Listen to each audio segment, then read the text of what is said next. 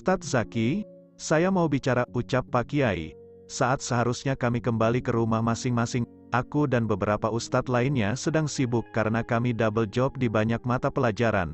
Pak Kiai membuka lowongan banyak sekali untuk guru baru. Seperti sekarang, aku double job, mengajar materi diniyah untuk sawawi dan ibtida. Enggeh, aku akhirnya tak jadi ke parkiran, dan mengikuti ketua pengasuh pondok pesantren ini plus guruku. Dia adalah orang yang dengan sabar mengajarkanku sampai aku di titik ini. Tentu saja akan kuturuti ucapannya. Pak Kiai duduk di ruang tamu rumah yang ia tempati dengan keluarganya. Bagaimana kabar rencana itu? Pak Kiai menaikkan alisnya. Aku sudah tahu kemana arah pembicaraan ini, pasti tentang si Srikaya. Aku menunduk, meratapi kesialanku dengan perempuan itu. Beruntung kabar itu belum tersebar di sini. Aku akhirnya menjelaskan apa yang menjadi keputusan kami, hasil rapat pleno dadakan yang dipimpin ayahku kemarin. Ku sampaikan semua, tanpa ada yang kusembunyikan. Kamu suka sama anak itu? Aku menggeleng. Kenapa? Saya lihat dia baik, dan humoris. Model sepertimu harus dapat perempuan yang seperti itu Zak, biar hidupmu tak merengut terus. Aku hanya bisa tersenyum kecil. Padahal ada seorang perempuan yang kuincar sejak lama. Sejak aku belum pernah menikah, sejak aku jejaka, dan baru saja lulus dari pondok ini, aku sudah mengincar anak gadis Pak Kiai. Hanah namanya. Gadis alim dengan wajah seperti bidadari, lalu baru seminggu mengagumi wajahnya, saat gadis itu baru saja pulang dari pondoknya dan mengajar di pondok putri. Pak Kiai memintaku menikahi salah satu putri teman baiknya. Iya. Itulah pernikahan pertamaku. Sejak awal ku bilang, aku akan menuruti semua ucapan Pak Kiai. Dan dengan ikhlas aku mencoba membangun rumah tangga dengan Sylvia. Hanya 6 bulan, ya tepat 6 bulan setelah semuanya terasa indah. Aku mendapatkan sebuah email berisi semua video panas Sylvia dengan mantan kekasihnya. Aku berusaha sabar, mungkin memang masa lalunya kelam. Sejam kemudian aku menerima pesan lagi. 2 buah video dengan tanggal yang sama dengan hari itu jam itu.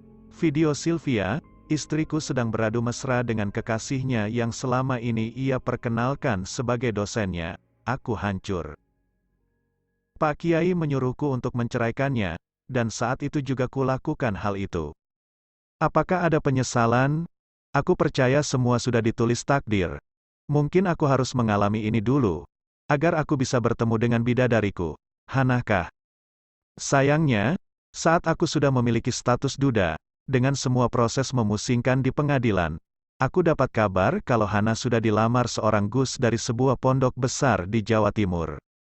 Tahu diri, aku mundur sebelum berperang.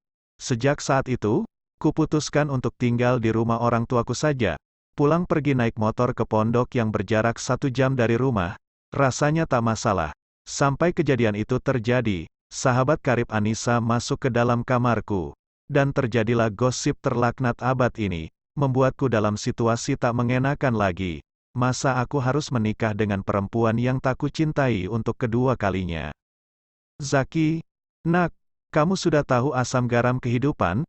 Saya menilai anak itu baik, lucu dan pintar. Bisa ia nanti KKN di sini saja, mengajar bahasa Inggris di Pondok Putri, jadi kau bisa tinggal di sini lagi dengannya. Saya kasih kamu rumah di sebelah barat. Mulailah rumah tanggamu dengan baik. Insya Allah kau dapat kebahagiaan, rumah tangga yang berkah dan anak-anak soleh-solehah.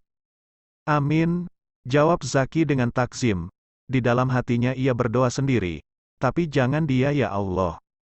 Sah, tanya Pak Kiai. Sah, jawab penduduk yang hadir. Hanya total ada 20 orang termasuk keluarga inti Anissa, keluarga intiku dan 2 orang tetangga plus Pak Kiai. Beliau yang menikahkan. Dibawa keluar mantan perempuannya, biar suaminya melihat, ucap Pak Kiai. Jantungku menjadi mencelos. Mantan perempuan? Aku gitu, bukan paling. Anissa paling. Aku akhirnya menunduk dan memainkan ponsel, sampai ada sebuah tangan laknat yang menjitak kepalaku yang imut tapi berisi ini. Aku cerdas ya guys. Dipanggil keluar malah main HP, no suamimu sudah menunggu. Biar didoain jadi istri solehah, lurus, lempeng dan taubatan nasuha. Ucap Anissa tertua jahat. Ia jahat, penampilannya saja seperti penyihir hitam di film Harry Potter. Canda Deng. Hoh, kenapa emang, situ? Anissa menunjuk dadaku yang sekarang tertutup sebuah gamis berlayar warna putih. Disuruh keluar, dia menunjuk ke arah pintu. Biar. Di Ruqyah, setan di dalam tubuh kamu sudah membuat sebuah kerajaan kayaknya. Sampai bebel banget dibilangin. Aku menggeleng dengan bijak. Astagfirullah, Dek Anissa jangan gitu. Mbak sekarang jadi kakak iparmu loh endok. Anissa mencibir. Aku terkekeh. Faedahnya dari mainan nikah-nikahan ini adalah, aku bisa membuli dan mengerjai Anissa dengan maksimal.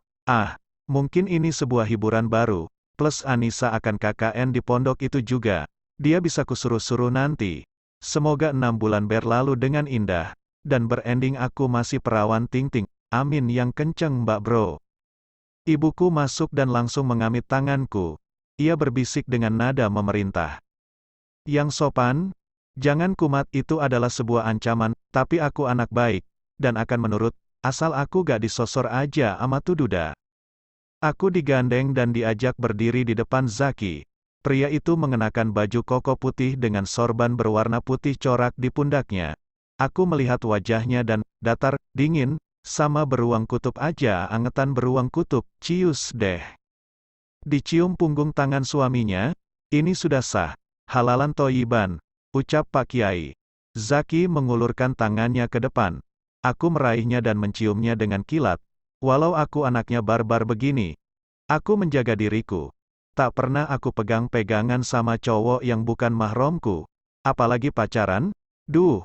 Big no-no kecuali kalau cowoknya guanteng pakai maksimal kayak jin BTS, baru deh aku rela. Rido, pegangan tangan aja, muehehe. Pak Kiai memberikan nasihat kepada kami berdua, Zaki hanya menunduk dan sesekali berucap, enggeh, heran si Om Duda ini hobi banget bilang begitu. Acara selesai, dan aku dipinta untuk tidur di kamar Zaki malam ini. Aku tolak dong. Sesuai dengan ADART perjanjian yang sudah kami buat, aku akan tetap gadis, tak boleh dibuka segelnya sama Zaki. Jadi aku menolak, anggun dan berwibawa. Maaf ayah dan ibu. Ucapku setelah sang ayah menyuruhku beristirahat di kamar Zaki. Karena memang orang tuaku sudah pulang ke rumah. Anissa juga sudah entah ada di mana batang hidungnya. Tapi, sesuai dengan pembicaraan kita, kalau saya Ayah terkikik. Ayah tahu Kayla. Tapi kamu ngomongnya sama Zaki aja. Soalnya di sini kamarnya cuma ada kamar kami. Kamar Anissa dan kamar Zaki. Kecuali kamu mau tidur di ruang tamu. Ada sofa besar, empuk lagi. Tapi dari jendela kadang ada PGK nongol, warna-warni lagi. Aku menaikkan alisku bingung. Apa maksudnya itu?